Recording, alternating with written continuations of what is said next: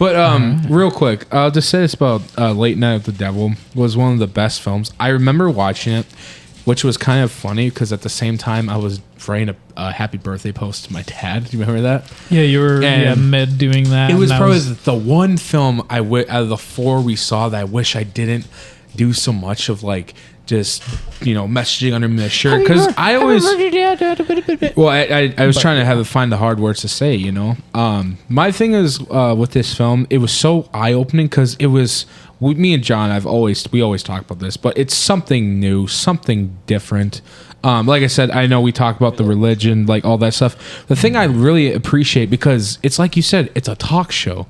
Yeah. Who is gonna? Well, maybe they could have it before, but a talk show theme like with the devil. It makes me think of, like, in a way, Joker. Like well, that's. I saw a lot of aspects people of talking on the internet talking about that. They're like, it's basically the Joker. I'm like, well yes, not really. No.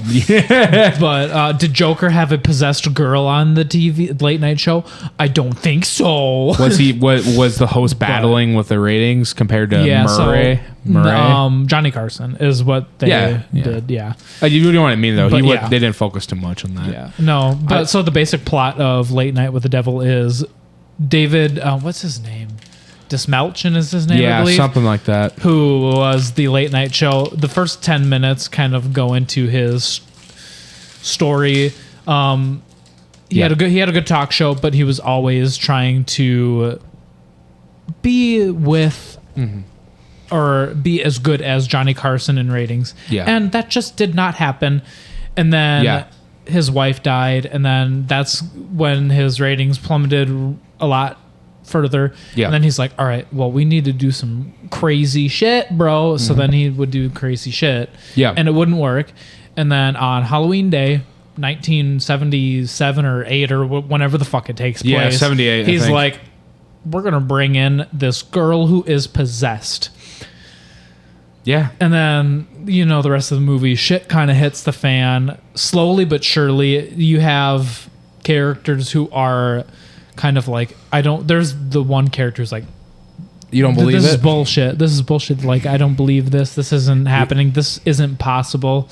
And then he dies. I think this is a creative genius film when it comes to how much room they had to work with this. Because you just said it was based on a talk show, right? Mm-hmm. This is a film like I appreciate because it's the same spot, the same 2 or 3 hours, however long the show was, but they have so much they could work with that story.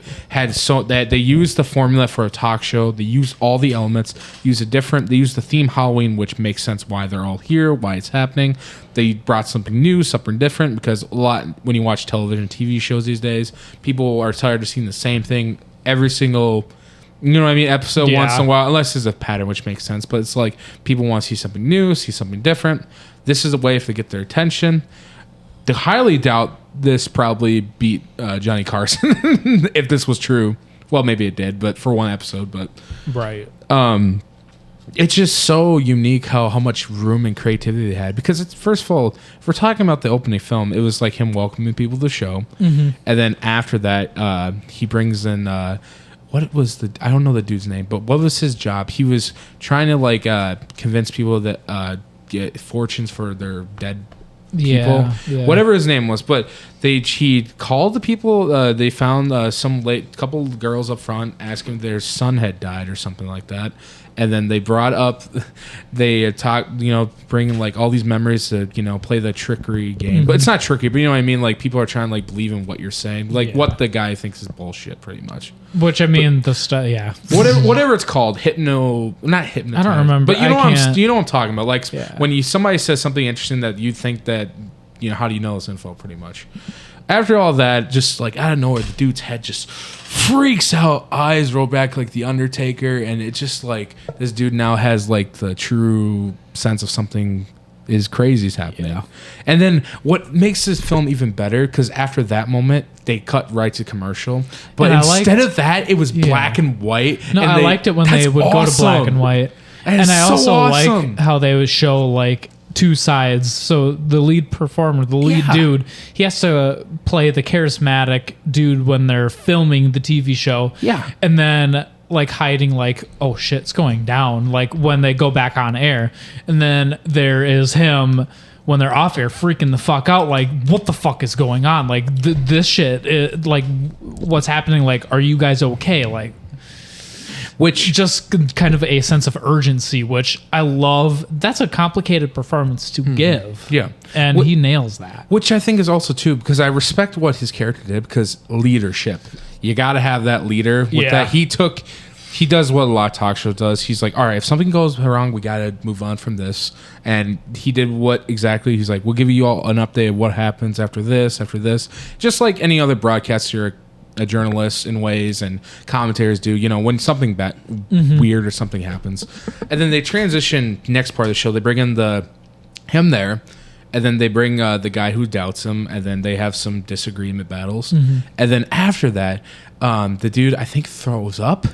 I think something, because he goes to the hospital. Yeah. Because before that scene, he throws up, and then he cuts right. The leader guy goes right to commercial, then gets him out, and then he brings in the daughter. Don't quote me on that. I think he brings the daughter in, and the mother, whoever the combo.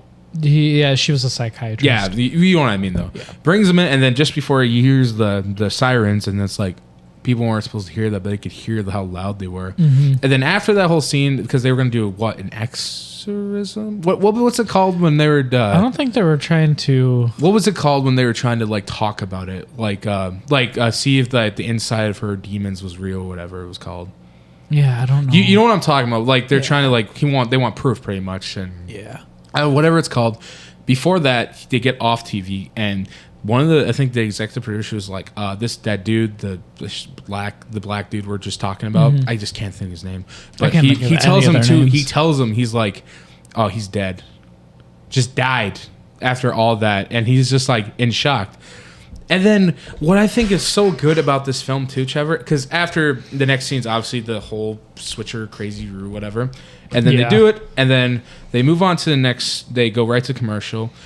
But before all that, during the thing, he calls out the main host too about his personal thing, which makes it even more interesting too. Now, like, it's all about him too. And then this is the one thing I loved about when I watched Bray Wyatt. I'm going to use Bray Wyatt as an example. But I loved Bray so much, and especially what they're doing now with Uncle Howdy. I haven't told you about the whole thing with that. But what they did when he returned, they would always throw these little, like, Easter eggs, like, out of nowhere. Because do you remember, like, before we're going to get to the next part where they review the tape, that little... That scene, that's the same thing that they did with Bray Wyatt when Uncle Howdy, they had the QR code. That's the same thing they did with this, except it wasn't QR code, pretty much. Right. Like, when it happens, they have the whole thing, and then he gets in his head. And they go to commercial, he takes a minute to breathe, because you know what happened.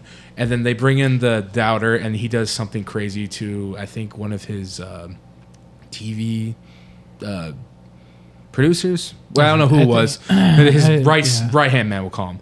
And then after that, he does his trick, and he gets into the mind of him, and he doesn't think the crowd are looking at something different. Now he's thinking in a different way, and he's like, "Did you just see what happened? Did you see that? No, I didn't." And then I swear. After that, it just gets all crazy. And I can't remember towards the end, but at the end of the day, it was pretty much the girl somehow gets out. The demon gets out of the girl. The demon, yeah. Yeah, they do one more break, and they do this, and then she just starts, like, literally killing everybody. Just killing everybody. And then the thing I appreciate is because once it gets to him, he tries leaving. It just the camera transitions right into the spirit or whatever, and then we just see.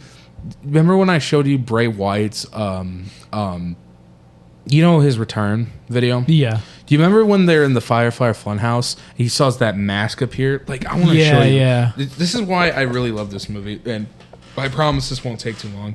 But it was so good watching it because it's like playing the mind games. Because do you remember the television? Yep. Where it was like where the face shows up? Like the devil we'll just use for example. But that face shows up. That's the same thing. I swear. Whoever did that, a lot of credit for them for that. Like, it was so good because it's like, oh my God, we're seeing the inside of, like, what the devil's perspective in a way. Like, this is what I'm gonna show you this clip right now because it immediately when I saw it, I was like, this is like some new Bray Wyatt stuff before it kind of was. Like, it was just so messed up. And then let's get back to the next portion of it, but I'm gonna pull up this video real quick. But let me show you this real quick. This is the exact same thing I thought of when I saw this. So sorry for the people that can't see it, but anyone looks it up, look up Bray Wyatt Return 2022 at Extreme Rules. So watch this. So we're at the stuffed animals. And it's just so creepy listening to that now. So this is what I thought of. Wait for it.